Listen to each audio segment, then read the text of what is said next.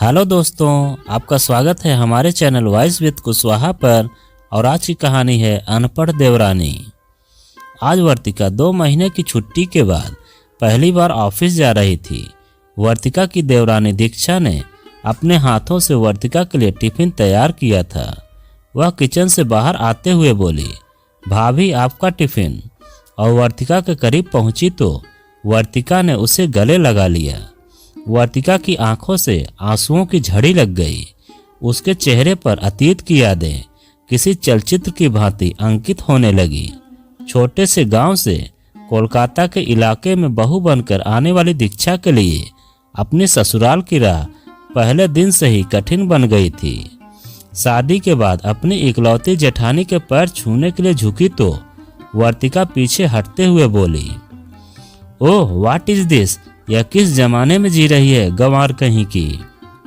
आजकल कोई पैर छूता है क्या? यह हाईटेक युग है, हाय हेलो और हक करने का जमाना है। लगता है यह लड़की एजुकेटेड भी नहीं है। फिर तो भाभी से गले मिल लो दीक्षा, आशीष ने हंसते हुए कहा। दीक्षा आगे बढ़ी तो वर्तिका ने नाक सिकोड़ते हुए कहा, बस बस दूर से ही नमस्कार कर दो, मैं मान लूंगी। दीक्षा दोनों हाथ जोड़कर नमस्कार करके आगे बढ़ गई थी। शादी के पहले दिन से ही जेठानी वर्तिका का पारा 7वें आसमान पर चढ़ा हुआ था। हाईटेक सिटी कोलकाता की गलियों में बचपन बिताने वाली वर्तिका को किसी ठेठ गांव की लड़की बतौर अपनी देवरानी कतई पसंद नहीं थी। वर्तिका ने अपने देवर आशीष की शादी अपने मामा की इकलौती बेटी दीपिका से करवाने के लिए बहुत हाथ पैर मारे थे, परंतु आशीष ने उसकी एक न सुनी थी। दीपिका मॉडलिंग करती थी और शहर के स्थानीय फैशन शोज में नियमित रूप से शरीक होती थी। फैशन शोज के लिए वह देश के अन्य शहरों में भी अक्सर जाती थी। दीपिका का संबंध हाई फाई सोसाइटी से था। दीपिका फिल्मों में भी अपना नसीब आजमा रही थी। वर्तिका किटी पार्टियों, शॉपिंग व पिकनिक की जबरदस्त शौकीन थी। वह चाहती थी कि उसके परिवार में ऐसी ही कोई मॉडर्न लड़की आए ताकि देवरानी जेठानी में बेहतर तालमेल बन रहा रहे। परंतु जब आशीष ने देहाती लड़की से विवाह कर लिया तो वर्तिका के तमाम ख्वाब पत्थर से टकराए शीशे की तरह चूर टूट कर चकनाचूर हो गए। वह जल भून कर रह गई। आशीष मेडिकल का छात्र था। जब वह MBBS के अंतिम वर्ष में स्टडी कर रहा था तब अपने मित्र नितिन के विवाह में उसके गांव गया था। वह पहली बार किसी गांव में गया था। पर्वतों की तलहटी में बसे इस गांव के प्राकृतिक सौंदर्य को देखकर आशीष को पहली नजर में ही इस गांव से प्यार हो गया था।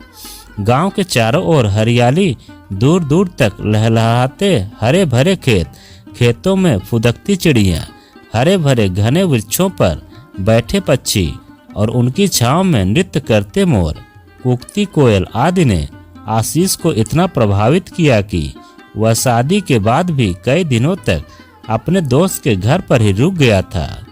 अपने दोस्त के विवाह में ही आशीष ने दीक्षा को देखा था।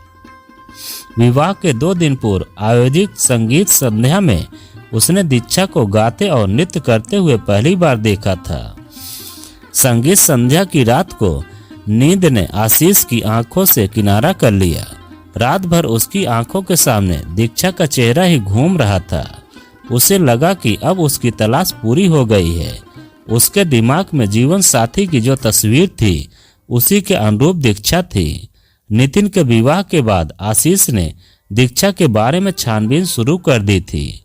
उसने नितिन के पिता तेज प्रताप से इस बारे में पूछा तो उन्होंने बताया, बेटा दीक्षा मंगला प्रसाद की बड़ी कन्या है। वे सेवानिवृत्त टीचर हैं जो 2 वर्ष पहले ही सेवानिवृत्त हुए हैं। घर की गरीबी के कारण दीक्षा ने कक्षा 10वीं उत्तीर्ण कर स्कूल को अलविदा कह दिया था। दीक्षा मेरी गोद में खेली है। लड़की बहुत ही संस्कारी, सुशील और बुद्धिमान है।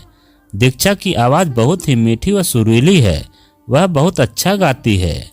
नितिन के विवाह में संगीत संध्या में तुमने दीक्षा के गीत सुने होंगे। आशीष, एक बात मैं तुम्हें यह भी बताना चाहूँगा कि दीक्षा के विवाह की चिंता ने मंगला प्रसाद की नींद हराम कर दी है। उनकी बिरादरी के कई लोग दीक्षा को देखने आते हैं, पर दहेज पर आकर बात फिसल जाती है। दीक्षा से छोटी एक और बहन है, उसके हाथ भी पीले करने हैं। पिछले वर्ष पंडित जी की पत्नी का आकस्मिक निधन हो गया था। उन्होंने इलाज में पैसे पानी की तरह बहाया, पर उसे बचा न सके। पंडित जी की पत्नी का निधन क्या हुआ, इस परिवार की ऋण ही टूट गई। तेज प्रताप ने आशीष के कंधे पर हाथ रखते हुए कहा, बेटे आशीष, पंडित जी मेरे बहुत अच्छे मित्र हैं। उनकी दोनों बेटियां सुंदर, सुशील और संस्कारी हैं।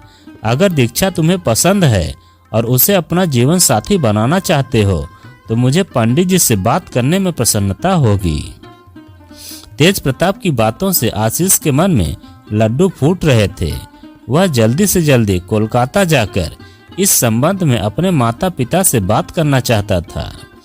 तेज प्रताप ने थोड़ी देर के बाद कहा, बेटा कोई निर्णय लेने से पहले अपने माता पिता से एक बार बात जरूर कर लेना। हो सके तो उन्हें एक बार यहाँ लेकर आना। जरूर अंकल, मैं कोई निर्णय लेने से पूर्व माता पिता से जरूर बात करूँगा और मुझे पूरा विश्वास है कि मेरी पसंद ही मेरे माता पिता की पसंद होगी। अंकल, दीक्षा तो मुझे पहली नज़र में ही पसंद आ गई है। मैं ऐसी ही लड़की को अपने जीवन साथी बनाना चाहता हूँ, जिसका मन स्वच्छ कांच की तरह पारदर्शक हो, जिसके आर पार सहज देखा जा सकता है। दीक्षा का मन नदी के स्वच्छ जल की तरह निर्मल है, जिसके भीतर सहजता से झांक कर तल को देखा जा सकता है। अंकल, नितिन के विवाह के दौरान हमारी कई बार मुलाकातें हो चुकी हैं। मैं कल ही कोलकाता जा रहा हूँ। आप चाहें तो दीक्षा के पापा से बात कर सकते हैं। आशीष उत्साहित होकर बोल रहा था। ठीक है, मैं कल ही पंडित जी से बात कर लेता हूँ, तेज प्रताप ने कहा। आशीष ने कोलकाता पहुंचकर जब अपने मम्मी पापा और भैया भाभी से इस बारे में बात की तो वर्तिका भाभी क्रोधित हो गई। उन्होंने नाराजगी व्यक्त करते हुए कहा, अरे आशीष, मैंने तो दीपिका से तुम्हारे लिए बात कर रखी है। कोलकाता जैसे शहर में गांव की अशिक्षित और गंवार लड़की लाकर समाज में हमारी नाक कटवाओगे क्या? अरे भाभी, मैंने आपसे पहले ही कह दिया था ना कि मुझे दीपिका पसंद नहीं है। मेरी और उसकी सोच में जमीन आसमान का अंतर है। भाभी, मैं सीधा साधा लड़का हूँ, जबकि दीपिका हाई फाई। आशीष मुस्कुराते हुए और कुछ कहने जा रहा था, मगर वर्तिका ने आशीष की बात काटते हुए कहा, क्या बुराई है दीपिका में? दिखने में किसी हीरोइन से कम नहीं है। अच्छी पढ़ी लिखी है, ऊंचे खानदान की है, हाई सोसाइटी से संबंध रखती है। भैया, तुम्हें ऐसी लड़की दिन में चिराग लेकर ढूंढने से भी नहीं मिलेगी। कहते हुए वर्तिका मुंह फुलाकर बैठक से चली गई। अरे भाई, उसे अपनी पसंद की लड़की से शादी करने दो न। तुम अपनी पसंद उस पर क्यों थोप रही हो? आशीष के बड़े भाई अजय ने वर्तिका को समझाते हुए कहा। लेकिन तब तक वर्तिका अपने कमरे में जा चुकी थी। 3 ही दिनों बाद आशीष अपने माता पिता को लेकर दीक्षा के गांव पहुंच गया। दीक्षा सभी को पसंद आ गई। आशीष की मम्मी ने तो दीक्षा के हाथ में शगुन भी दे दिया। चट मंगनी और पट विवाह हो गया। वर्तिका की नाराजगी के बावजूद दीक्षा इस घर की बहू बनकर आ गई। दीक्षा को विवाह से पहले दिन से ही अपनी जेठानी वर्तिका की नाराजगी का शिकार होना पड़ा था। वह बात बात पर दीक्षा पर ताने कसती थी, लेकिन दीक्षा ने मानो विनम्रता का चोला पहन लिया हो। वह वर्तिका के तानों पर जूं तक न करती, चुपचाप सहन करती रही। दीक्षा जानती थी कि शब्द से शब्द बढ़ता है, सो उसके लिए इस वक्त खामोश रहना ही उचित है। उसे विश्वास था कि समय सदैव एक समान नहीं रहता, यह परिवर्तनशील है। एक दिन उसका भी वक्त बदलेगा। समय बीत रहा था। वर्तिका एक सरकारी बिजली विभाग में नौकरी करती थी। सुबह हमेशा अपना टिफिन खुद बनाकर सुबह 8 बजे अपनी स्कूटी से ऑफिस चली जाती थी और शाम को 6 बजे के आसपास लौटती थी। दीक्षा से वर्तिका इस कदर नाराज थी कि वह उसके हाथ की चाय तक नहीं पीती थी। वर्तिका के ऑफिस जाने के बाद ही दीक्षा का किचन में प्रवेश होता था। दीक्षा के सास ससुर वर्तिका के तेज तर्रार स्वभाव से भली भांति परिचित थे, सो वे हमेशा खामोश ही रहते थे। सब कुछ ठीक ठाक चल रहा था, पर किसी को क्या पता था कि कोई अनहोनी उनके दरवाजे पर जल्द ही दस्तक देने वाली है। एक दिन शाम को ऑफिस से लौटते वक्त किसी टेम्पो ने वर्तिका की स्कूटी को पीछे से जोर से टक्कर मार दी। वर्तिका ने हेलमेट पहना हुआ था, इसीलिए उसके शरीर पर चोट नहीं आई, मगर उसके दाएं हाथ और बाएं पैर पर गहरी चोट आई थी। किसी भले व्यक्ति ने अपनी कार से वर्तिका को नज़दीक के अस्पताल में पहुंचाया था। अस्पताल से फोन आते ही आशीष और दीक्षा तुरंत अस्पताल पहुंचे। वर्तिका के पति अजय ऑफिस के काम से दिल्ली गए हुए थे। आशीष ने देखा कि वर्तिका आईसीयू में है। डॉक्टरों ने बताया कि वह अभी बेहोशी की अवस्था में है, कुछ देर में उसे होश आ जाएगा। हेलमेट की वजह से उनके सिर में कोई चोट नहीं आई, मगर वह घबरा कर बेहोश हो गई हैं। उसके हाथ और पैर में गहरी चोट लगी है, फ्रैक्चर भी हो सकता है। एक्सरे रिपोर्ट आने के बाद पता चल जाएगा। कुछ ही देर में वर्तिका को होश आ गया। डॉक्टर ने आशीष को इशारे से अंदर बुलाया। आशीष ने वर्तिका को बताया कि वे बिल्कुल न घबराएं, उनके हाथ और पैर में ही चोट लगी है, सिर में कहीं चोट नहीं आई है।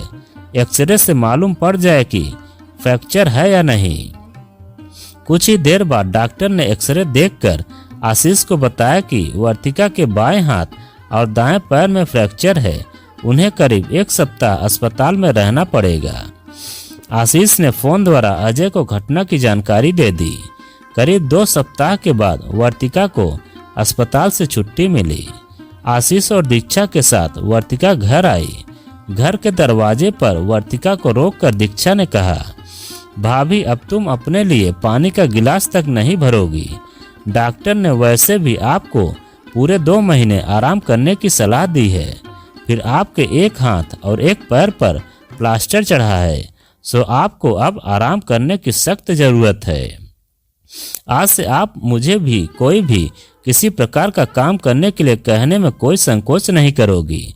ऐसा मुझसे वादा करो, तभी आपको मैं घर के अंदर आने दूंगी। यह कहने के साथ ही दीक्षा बीच दरवाजे पर खड़ी हो गई। वर्तिका की आंखों से आंसू छलक पड़े। उसने दीक्षा को एक हाथ से अपनी ओर खींचते हुए उसका माथा चूम लिया और रोते हुए बोली, दीक्षा मुझे माफ कर देना, मैंने तुम्हें न जाने क्या क्या कहा और तुम्हें बेवजह परेशान भी बहुत किया। तुम पिछले 2 सप्ताह से सब कुछ भुलाकर मेरी सेवा में समर्पित हो गई। इतनी सेवा तो अपना कोई भी नहीं करेगा। दीक्षा, तुम्हें इस घर में आए अभी 6 महीने ही हुए हैं, पर तुमने अपनी वाणी और विनय भाव से हम सबका दिल जीत लिया है। मुझे आशीष की पसंद पर गर्व है दीक्षा। तुम्हारे बर्ताव से एक बात मेरी समझ में आ गई कि गांव की लड़की अशिक्षित हो सकती है, मगर असंस्कारी नहीं। तुम इसकी जीती जागती मूरत हो। दीक्षा प्लीज पहले तुम मुझे माफ कर दो, नहीं तो मैं घर में प्रवेश नहीं करूंगी।